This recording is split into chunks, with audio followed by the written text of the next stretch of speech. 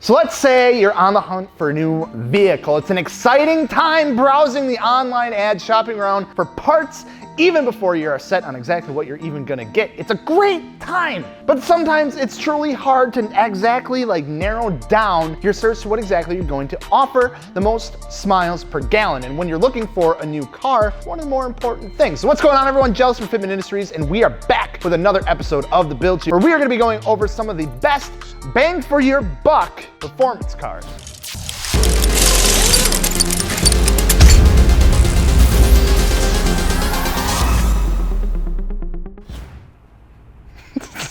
Now, before we get into it, don't forget to subscribe, wheels, tires, and suspension, fitmentindustries.com. And we were looking to grow our Fitment Industries street team. So if you have a nice car and you like to share that on your social media and all that, and your friends are just getting sick of you posting your car too much, go ahead and click the link in the description below to find out how to fill out an application, all that good stuff. But moving on today's hunt for some of the best bang for your buck performance-oriented cars, we are not necessarily looking for cars that are cheap, but for cars that, for the money that you pay for them, offer an equal amount of fun or performance. And first up on that list, we have none other than the Ford Fiesta ST. Now, we've seen quite the upcoming of the Fiesta ST in the car scene throughout the last few years, with even people who have owned Focuses switching over to the Fiesta, offering 197 horsepower out of the 1.6 liter turbocharged 4-cylinder paired with a 6-speed manual transmission. This little hatchback can be scooped up brand new, starting off right around $18,000. Of course, you can go back a few years and maybe add 20 to 30,000 miles and have the ability to hop into a Fiesta ST for right around 10 to 12 grand. Much like the older brother, the Fiesta is subject to the same amount of aftermarket modifications and support. You have things like Cobb coming in with their access port and exhaust components, Boomba racing parts, 1552 wheels, suspension like BC Racing and Fortunato, and some aero to make the tiny little thing look just somewhat aggressive. And you, my friend, with all of that, have the necessary components to make people think twice about talking smack about the little domestic hatchback. They're a blast to drive, and they're a fantastic competitor in events such as autocross, time attack, and of course, they are known throughout the world with their involvement in the WRC. Our second car on the list is one that may not be much of, honestly, a surprise at all, because usually anytime you have a list of any kind of car, this one usually makes it on there, and that happens to be the FRS BRZ Toyota 86, whatever the hell you want to call it. These cars hit the market damn near perfect when they came off the line in late 2012, early 2013, developed by a partnership with Toyota and Subaru to create a rear-wheel drive enthusiast-powered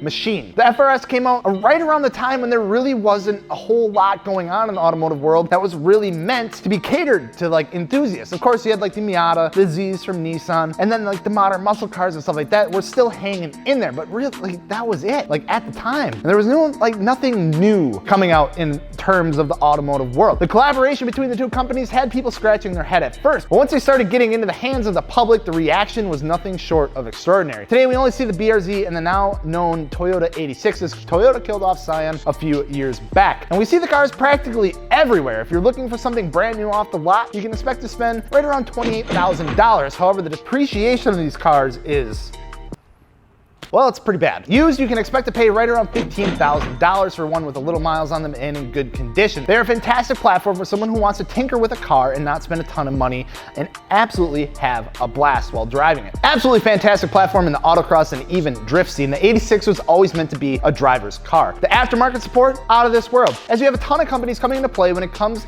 to things like exhaust, body parts, over fenders, intakes, brakes, suspension, basically everything. For the most part, they're very, very reliable cars, with the only issue being they become a little finicky when you add some boost to them. They are high compression engines straight out of the gate, and you may get by for quite some time with a turbo, or you may not. It's truly just a toss-up. Popular additions to these cars include things like BC Racing, retained suspension, with either Option Lab wheels, Graham lights, RPF ones, or anything of the sorts. They are popular cars, and they get more expensive day by day. And I wouldn't be surprised that these are going to be the next multicolored panel drift missiles that we're going to be seeing at the track in 10 years. Bringing it back to another hot hatch for car number 3, we have the Volkswagen GTI. Currently on its 7th generation, the Volkswagen GTI starts new for right around $28,000, similar to the new BRZs and 86s. However, packing a turbocharged 2.0 liter 4-cylinder engine pumping out 228 horsepower, it's no surprise why this German hatchback is widely popular among the young car enthusiasts. Available in either a 6-speed manual or 7-speed DSG transmission, the GTI is a versatile car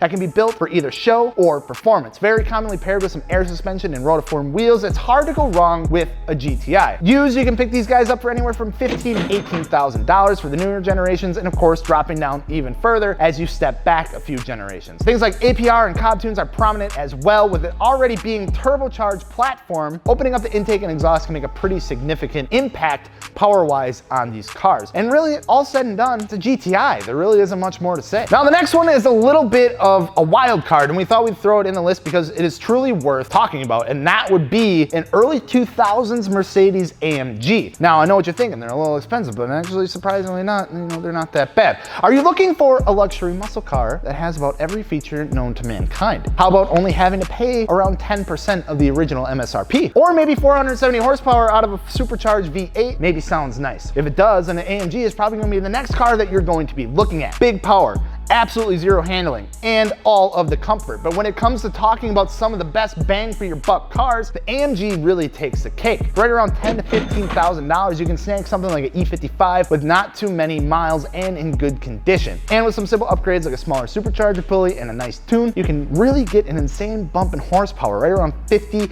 extra freaking Johnnies. So if you're looking for a luxury sedan that is sure to smoke the next unsuspecting person at the stoplight, go ahead and take a look at the AMGs. And then to the fifth and final car on the list for today, we have the Nissan 370Z. The Nissan Zs have a long heritage that have proven itself time and time again throughout the years. The newest platform, the 370, is powered by a 3.7 liter VQ V6 thing with an exhaust note that would put any low brass section to shame. With the success of the 350Z, the 370 takes all that same qualities that the 350 had and just adds just a little bit more to it. Still available in either a 7-speed automatic or 6-speed manual, it is just one of the few rear-wheel drive Japanese sports cars that are still being produced today that can still cater to those who aren't looking to spend an absolute fortune on a great looking fun car. Now, if you look at the early years of the 370Z, you can find them listing for right around $15,000 to $16,000. With that VQ engine pushing out around 332 horsepower, that's not a bad price tag at all for a 2-seat rocket ship. Again, aftermarket support is absolutely massive, and with these cars already being so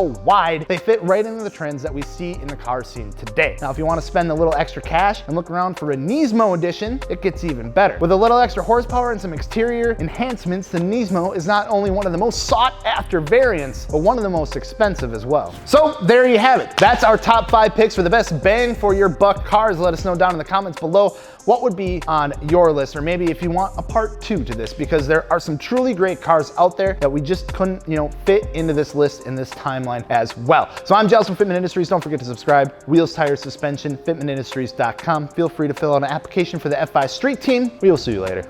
Peace.